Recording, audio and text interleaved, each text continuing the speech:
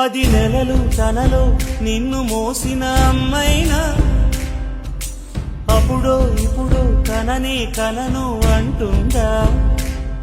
ప్రతి కుసుమం తనదే అనదే విరిసే కొమ్మైనా గుడికో జడకో సాగనంపక ఉంటుందా? బతుకంటే పడి చదువా అనుకుంటే అతి సులువా? పొరపడినా పడినా జాలి పడదే కాలం మనలాగా.